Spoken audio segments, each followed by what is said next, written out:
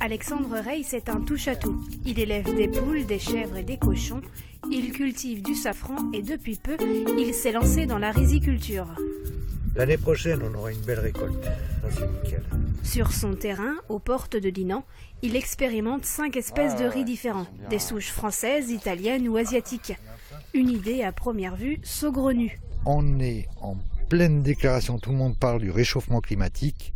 S'il y a réchauffement climatique, les zones humides en Bretagne, le climat, pourquoi pas le riz. Je ne sais pas du tout si la terre bretonne est propice à la culture du riz. Ce que je sais, c'est qu'il ne tente rien à rien. Il a tenté et il est sur le point de faire taire ceux qui lui ont ri au nez, puisque les graines qu'il a semées sont devenues de belles plantes 4 mois plus tard. Son initiative suscite aujourd'hui beaucoup de curiosité. Donc cette année, c'est sûr, on n'aura pas de récolte. Mais par contre, par ce biais-là, on prouve que dans notre chère terre bretonne humide, on peut planter du riz.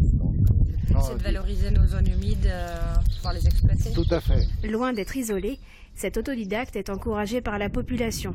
Et plusieurs spécialistes suivent avec intérêt son projet. Derrière moi, il y a des ingénieurs agronomes, il y a des gens qui me soutiennent et qui me font avancer dans notre plantation. Et qui disent, eux, oui, tu vas y arriver. Donc, j'y crois.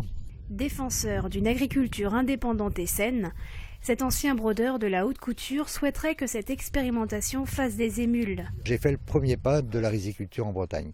D'autres suivront, d'autres se battront comme je me suis battu et d'autres réussiront comme moi. Alexandre est confiant. Si tout va bien, d'ici 3 ans, en plus des traditionnels produits locaux, on pourra acheter du riz made in Bretagne.